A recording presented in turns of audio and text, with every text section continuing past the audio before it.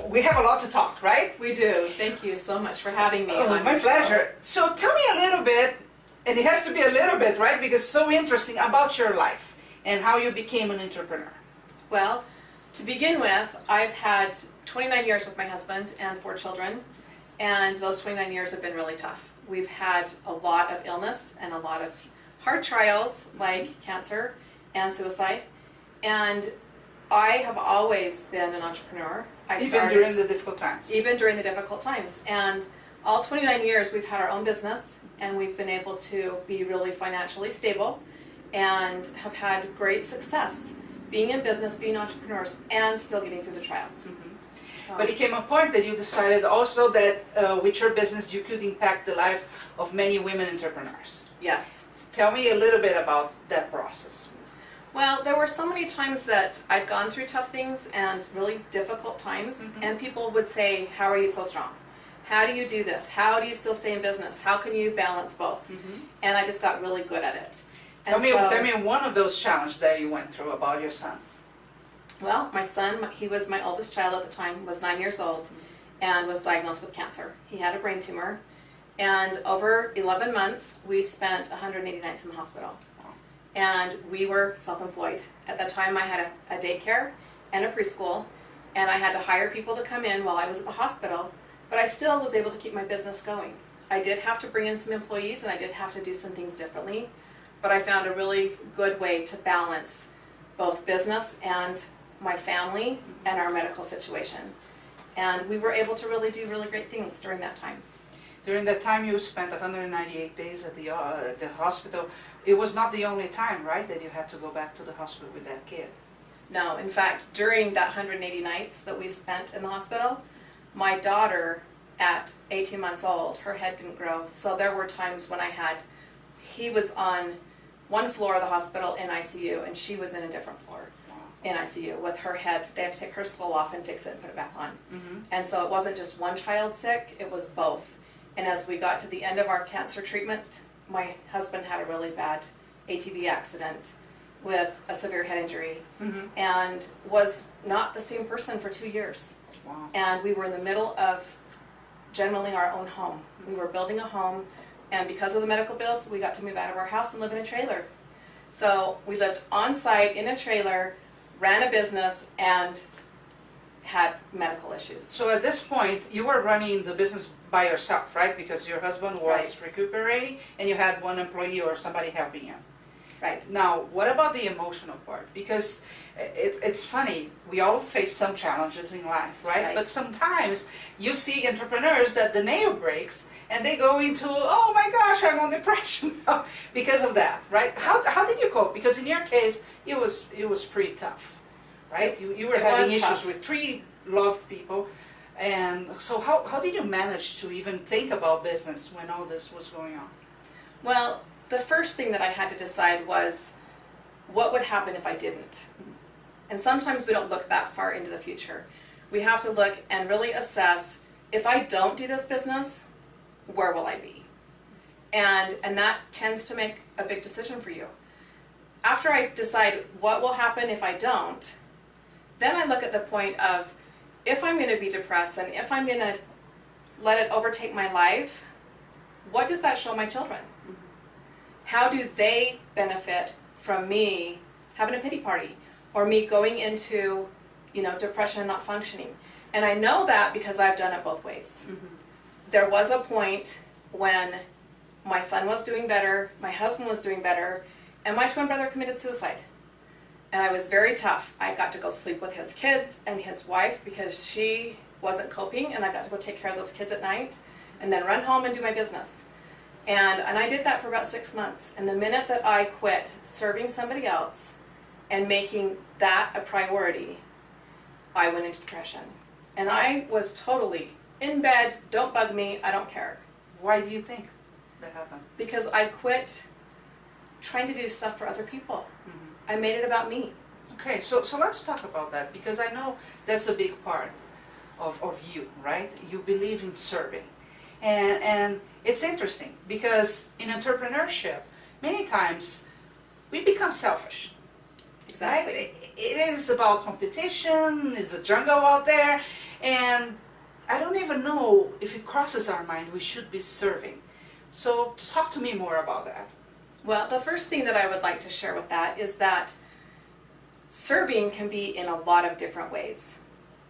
And the biggest lesson I learned was that when I found out it wasn't really about me, I do a whole training on it's really not about you. Mm-hmm. And when you learn that in this life we tend to get selfish, but the more selfish we get, the less we get. Mm-hmm. The more we give and the more abundance that we share, the more we receive. And once you can get that concept in your mind to be like, how could I go help my competition? How could I make suggestions for, well, this company would actually be better for you. You get more referrals. Mm-hmm. People go, oh my gosh, if they aren't the best one for me, they tell me who is. And you get more business. And it's amazing once you open up the natural laws of our universe of how what you put out is what you get back. Mm-hmm. In teaching a seminar, I do a thing on what kind of questions do you ask? It is proven that the person asking the questions is the one in control. Right. And you probably know that from doing your show. The person asking and finding out about the other person is the one that's really in control of the situation. All of us love to talk about ourselves. Yeah. But the person that will ask the right questions and listen is the person that's speaking trusts. They now feel like they can trust you. Mm-hmm. And you can say, oh, remember when we talked about this? And they're like, they really care. Mm-hmm. So you really do get more business. You do get people to trust you, and you do have better relationships. Right, I agree. I would also like to add that we train ourselves then to ask better questions. Exactly. Because that impacts everything, from you making a sale or not, to attracting the right type of customer, to attract the right kind of vendor in your life. We have to exercise making better questions all the time. Don't you think so? Yes, always better questions. Mm-hmm. In fact, it's been said that your network equals your net worth. Mm-hmm. And so the more people that you can influence and that you can have trust you and that you can have a relationship with, the more money you're going to make. Mm-hmm. The more that will be in your bank account. And so the better your questions, the more you have in your bank account. Right. And that's really true.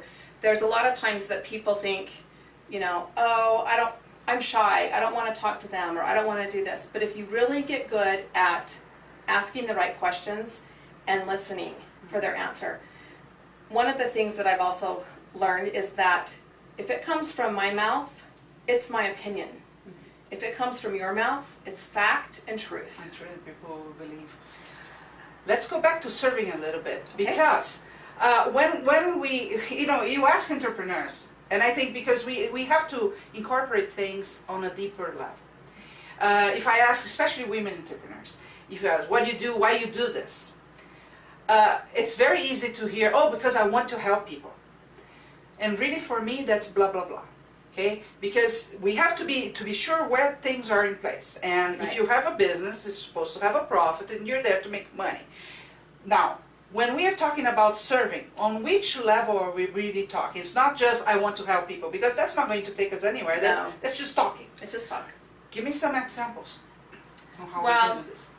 The example that is probably the easiest to see the difference is my son when he was in the middle of cancer. Mm-hmm. He was 9 years old, and any boy that's 9 years old, 4th grade, does not want to be at the hospital 180 nights. Course, yeah. At all. He'd rather be playing football, and he was the baseball star. He was the pitcher. He did not want a brain tumor. He did not want to sit there. And so rather than haul him to the hospital every week and have it be a big negative, I had to come up with something different. So we came up with a balloon idea. And it became a game. We went to the hospital, started his IV, started the process, and then we went down to the gift shop to buy a balloon. And the first time we bought this balloon, pretty funny story, 9-year-old boy, he of course picked a pink congratulations balloon because he had no idea what we were going to do with this balloon. And I just said, no, we're going to play a game, pick a balloon. Well, we took that balloon, and the way that this happened was that we had to find the right patient in the hospital for that balloon, which a pink congratulations balloon for a 9-year-old boy meant girl, and congratulations isn't really a popular thing in a children's hospital. So we went room to room, and we found a lot of people that were a lot worse off than we were. Mm-hmm. But we did find the right person. We found a girl that was her last chemo treatment. She was going to be done with cancer, and it was the perfect person for that balloon. In the process of doing this, we continued this. Every time we went to the hospital, we gave out every balloon that they had in the gift shop. But it helped everybody. Mm-hmm. The doctors were getting involved. They were happier. There was one doctor that had no good bedside manner, and he got so into the balloons of, who can we find? And I know my patients. And it was so cute to see. Good. That's The good. nurses were involved. They were happier. Everybody got better treatment on the whole floor because there was something to look forward to. Mm-hmm. As people came back to the hospital that had gotten a balloon and saw us, they were, it's the balloon people. And really, all we did is bought a balloon. Mm-hmm. Now, we didn't have the money for the balloon. We were buried in medical bills. Mm-hmm. And we had a really hard time. But the abundance that came back to us, because we'd buy that balloon and buy that little animal and tie it to it and go find the right people, we were able to see, and for this 9-year-old boy, he was able to see people that would never leave the hospital, Mm-hmm. kids that would never walk again, and that would never have the kind of life he had. And for him to see the opportunity of how it could be different, just by buying a balloon Mm-hmm. and visiting some people. That was an act of service that is not something you're going to see in a book. Oh, buy a balloon and it will Yeah. be this act of service. Uh-huh. And yet it had a huge impact on a hospital for almost a whole year, Mm-hmm. to where it became this thing. And when we would go back every 6 months for our treatments, we still are known as the balloon people. We still are the people that went out of our way to make a difference for others. While you were going through all that challenge. While we were in Yeah. just as bad as a situation as most of them, Mm-hmm. and when we had 2 kids in the hospital, it was even worse. Right. And yet, Mm-hmm. my kids thought it was fun. You know, my younger kids were like, no fair, we don't get to pick the balloon, we don't get to pick the people. So we don't you get actually to go." changed the perspective of the whole Exactly. family into going into the treatment. Instead of being a problem, it became, okay, it's a chance for us to have fun, Right. interact with people. That's very cool. Let's talk a little bit about guilt. Okay. Okay, because you said you were dealing with your own immediate family issues, then the cousin's problem, at the same time running a business. Did you feel guilty at any point? I think as women especially, we always feel guilty. And the other thing that I think with guilt is that as an entrepreneur, we take that on as mothers, as, oh, I'm not with my kids, and Yeah. I'm not doing the right thing, and I'm spending too much time. One thing that I've learned is that guilt is one of the lowest frequency energies, and it slows us down. It'll make us feel overwhelmed, it will make us feel depressed, it will make us feel heavy, and not be as productive. And so the longer we hold on to the guilt, the worse it is. So if we can turn that, so rather than we feel the guilt, we actually flip it and see what good we're doing. Mm-hmm. What are we able to do for our kids because we are an entrepreneur, because we're working, because we're financially bringing in more money? Mm-hmm. What are we able to provide? Are we clothing them? Are we giving them things that they feel their necessities of life? Are we teaching them good habits? Mm-hmm. When I was an entrepreneur and we did this, when my kids got a little bit older, we actually set them up in business. And Really? they started their own business as high school boys and made thousands of dollars. Really? They got really, really good. All of them had at least $10,000 in the bank by the time shortly after graduation from high school. Mm-hmm. And they only they had to save half of everything that they earned, so they only got to spend half. But if they saved $10,000, they had earned a lot of money. Mm-hmm. And it helped them with, my kids served a mission for our church, but they also had that money for down payment on a home, for education, and they learned to speak to other adults. They learned to bid a job. The socializing part, right? Right. They're not all the time texting? No, No, your kids are not? no, and Wow. Nintendo games were not the only thing they could do. Yes. They could go out and get a job anywhere, Mm-hmm. and they've been able to be very productive and be self-sufficient. So that's interesting because we have most of the kids coming out of school, college especially, I think the average is $100,000 in debt. And they work years and years without being able to pay that. And you're telling me that instead of feeling guilty for the fact that you were a mother entrepreneur, you paid attention to developing that entrepreneurial mind in your kids. And they didn't go through the same challenges that most kids do, because they had the money to pay. They could at least help pay, right? And they could do other things that were important to your family. Right. I mean, it's that simple, but we usually choose just to feel guilty. Oh, I'm not spending enough time with my family. Right, and what you said is choose, and that's very much what we do. We choose to feel that guilt. Mm-hmm. And the faster that we can change that and see what we are accomplishing with life and how it's blessing our life rather than making it heavy. Making it a problem when right. it doesn't have to be one. Right, you can make it positive. And you brought up, these kids come out of college with $100,000 in debt. Here's an example. My youngest son, he graduated high school with an associate's degree in college. He had a master's degree before he turned 21 from Westminster College, which is not an easy college, and it's very expensive.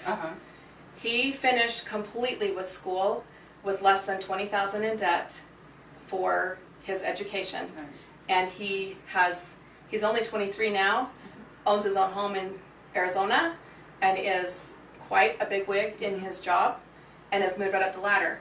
Did he learn anything by being an entrepreneur? He learned a lot. Mm-hmm.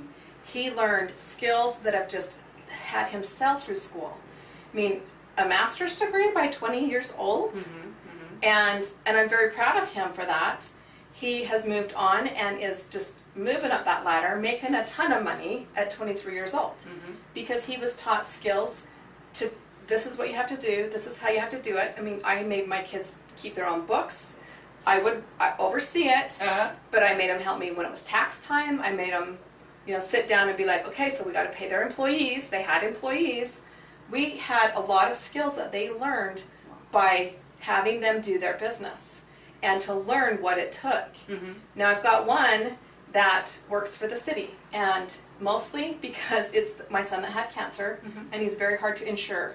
So he works for South Jordan City, but he does side jobs all the time. He still has a separate entrepreneur business that he does after hours, does sprinkling systems, does different home repairs and things, because he learned early that if I want more money than I'm making at my city job, I can do this, I can do this, I can do that. And he's able to take care of himself. Right. He can repair things, he can do things. And this is actually a guy that had the brain tumor for 3 times, right? The 9-year-old was the beginning. 9 years old, he had the brain tumor the first for a year. We did surgery, chemo, and radiation. And then 18 months ago, he crashed a motorcycle and broke his back on Labor Day. 8 weeks later, he went back to work for 3 weeks before Thanksgiving, and he still had headaches. And they kept saying, well, the vertebrae that you broke in your back caused headaches. So we were doing massage therapy, we were doing about anything that you could do to get rid of a headache. And during Thanksgiving, we love to play as a family, so we went to Moab, and he could hardly sit up straight. His headache was so bad, and he lost all of his sight in his right eye. So we came home from Moab over Thanksgiving and started seeing the doctors on Monday, and he had a brain tumor. And that brain tumor we removed in December. 8 weeks later, he went back to work. He worked 3 days, and he actually blacked out at work, and they said, no way. It was actually 2 days and 2 hours. Wow. His 3rd day back to work, and we took him back in for MRIs, and the tumor had grown back. So we removed it again February of 2012, so last year, and then again in June, the tumor had grown back again a 3rd time. So we did, last June, we took surgery, and then we did radiation again. Okay. So he's had cancer, actually 4 brain tumors now, but this last 3 was the same brain tumor growing back. But they want him to be disabled. They want him to, to take welfare. They want him to do this whole thing, and he was just like, no, I'm 27 years old. I don't want to live like that. And he is back working for the city and doing working full time. Does a side business. Which is important. Owns a home. Okay. So even if all your kids decided to go get a job, they would still have all the skills from an entrepreneurial mindset. Right. And really, that's the point we want to come across, that it is important, you as entrepreneur, that you show that good side of your life and, social skills that we have to develop and up to your kids, because, you're just doing them a favor. So stop the pity party. right? Right. And start seeing the good side of that. And don't go to the guilt. Start seeing that you can teach your kids many skills. You can teach them, the important things to watch for. You can teach them what they're good at and how to build upon that and to be able to do what they like and what they enjoy for their life, rather than, oh, I have to sit in a desk. My daughter has had things a little bit different because of her health and her situation. And she just was down to college and was working for a company where she has to sit in a cubicle and talk on the phone. And she would love to be out in the outdoors. And she was like, I can't do this. I can't work for somebody else. I need my own thing. She recently was in a car accident and of course has head injury problems, and we had to bring her home. So she's been home for a few weeks with us. Okay. And she's looking to, when she's feeling better, going down to Moab and being a river guide. That's she fun. wants to go. She loves the outdoors. And so if you can start to see what your kids are good at, what they enjoy, what they would love to do, rather than, I have to grow up and get a job. Yeah. I have to go do this, or my boss is making me do that. They can start to see, if you're an entrepreneur, you're your own boss. If you want to take off at 4 o'clock every day, take off at 4 o'clock every day. Just make sure you work later on another time. Right. If you're putting the other hours in. Yeah. A lot of times with an entrepreneur, you put a lot more hours in than just an 8-hour day. But you also get to take the time off that you want. And you get to schedule your time the way you want. So rather than make your kids feel like, oh, I have to work more and it's harder, teach them that, hey, if we work really hard this week, we get next week at Lake Powell. And that's what I taught my kids. Work really, really hard now and get really good at what you're doing, and then play there. So we always say we work hard and we play hard. Nice. So nice. One more thing. Let's talk about overwhelm, because that's a common complaint among entrepreneurs, right? I'm overwhelmed, and especially with female entrepreneurs, because we are always multitasking, and for sure you're also taking care of family and other things. That's very common. How do we deal with that? Well, with overwhelm, we kind of like with guilt, you need to get to the bottom of what's happening. Are you really behind? Have you overscheduled yourself? And can you do everything that's on your plate? If you look at your plate and it's too full for anyone to handle, delegate. Get rid of some of that so that you are not overwhelmed, because you will be unless you take care of it. So we can put in between parentheses, no, you're not the only one that can do this. We can outsource. Exactly. And do what you're good at. One of the first things that I did was get a VA, because I do okay on the internet. I can do my own things, but when I've got to create websites and I'll put this video here and put that there, that is not my best thing. It's just going to waste time. And I get overwhelmed. Yeah. And so the best thing I can do is be like, hey, take 10 minutes, throw this together for me, send it back. It cost me $10, $15, and it's done. Yeah. And it's done right. Yeah. And you can use your time developing. Right. You can use your time better. Yeah. And once you start to see why you're getting overwhelmed, if you can start to see if it's how you're scheduling your day, are you taking you time? Everybody needs some time, whether it's a gym membership or a spa treatment or getting your nails done or just lunch out with a friend. You need to have balance. And as you balance it, and as you delegate, and as you find what you're good at, and you get down to a system where you know what you can accomplish and what's actually workable for you and your life to balance your kids, your husband, your family, and maybe you don't have kids at home, but is it the animals? Do they need to go for a walk? What is it that you need to do and what you enjoy doing, and balance that with being an entrepreneur? And most of the time you'll find that life is actually happier when you figure out what you're really good at, what you enjoy doing, and you don't have to do the stuff that you don't want to. Oh yeah. Why? If you're not good at bookkeeping, don't do it. That was the first thing I hired. I'm terrible with numbers, which is not a very good thing for an entrepreneur, but it happens quite often. First, I didn't even have the money to pay the bookkeeper at that time, but that was the very first thing. Because comes some time of the year, people cannot do anything because they're so busy doing numbers and doing them the wrong way. Right. And did you find relief when you got that? Oh, Even when you didn't feel like you could afford it? Question. Right. That's the first time I paid the VA. I was like, oh my goodness. Yeah. What am I doing? But yet the relief of knowing it's done right and it's not what I'm good at, and I can delegate some things out. And you can get creative.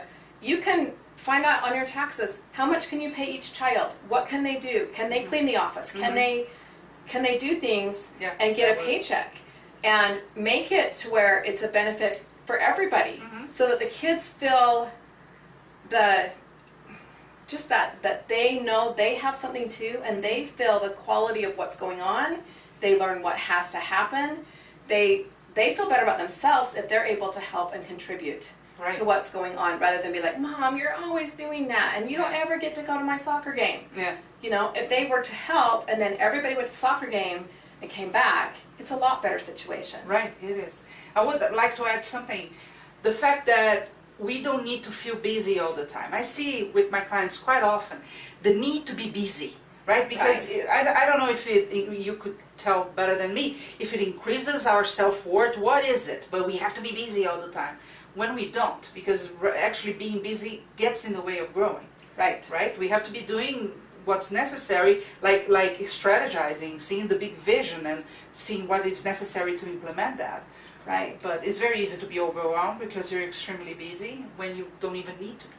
Right. Look at what you're doing and see if it's moving you forward or keeping you stuck. Yeah. And that's, if it's keeping you stuck, reevaluate.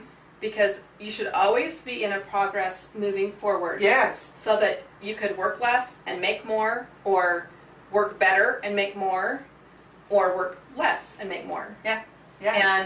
And be able to accomplish that and make your business thrive, rather than sit here and be like, oh, I gotta do this. Spinning wheels again, like a hamster. Right. You're not employed anymore, but you're still a hamster. Yeah, very good. I use the example all the time of Facebook. Facebook can be a very good tool. Or Facebook can be a big waste of time. Yeah. And you have to decide how to do that. And if it's a waste of time one day, but you connected with 4 friends that you haven't talked to for a long time, rather than go to guilt, go to, oh my gosh, that was so great. But now that I've done that, I don't need to do that again for 2 weeks. Exactly. Not every day. So it doesn't have to be an everyday thing that sucks your time away and where you feel like, I'm busy but nothing's happening. Because that does happen when you're an entrepreneur. The phone rings and you spend too much time on it. That was one thing when I'd have people calling me and they wanted to, get fixed over the phone for free. And I finally got to where I would just set a timer. The timer would go off and I'd be like, I'm really sorry, I gotta go. Yeah, we use here at the office one. You have to control. Time is our most precious asset. Right. And that is just a way to manage time. Just to be like, you don't have to be rude, just say, I have to go. Because you do. You have a phone call to make. You have a computer, item to change, or to do something in your business, and you get to do your business and make it a priority. You can't talk to them that long while you work for somebody else. So make that same standard when you're self-employed. That's fantastic. Now I know you have a gift to our viewers, right? I do. Tell us a little bit about that. I do. On my website, if you want to go to allthingspossible.biz, you will get 3 hours of free training, and it also comes with my 6 traits for all things possible. And that's 6 traits, and we've talked about a few of them. A couple of them are gratitude, service, and not talking bad about yourself. How many times do we say, oh, I'm so stupid, or I always do that, terrible. Or I'm fat. You're training your brain to think that way, You will create the reality that you tell yourself. So if you tell yourself good things, you create good things. Tell yourself bad, you create bad. That's perfect. Because your mind wants to be right. Your subconscious will help you be right no matter what you're saying. So go to my website and you can just opt in, put your email in there. You will automatically get the 3 hours of training. You'll get 3 emails, 1 a day, and there's a 1 hour training on each of 3 of those emails that you'll get for free. Okay, so 3 hours of free training, allthingspossible.biz, and you also can get in touch to know more about Kris and her work, right? Right. Okay, thank you so much for being here. Thank you so much for having me. This has been amazing. Yes, it was an amazing story, and I learned a lot. So thank you very much for being here, and I'll see you next time. Thank you.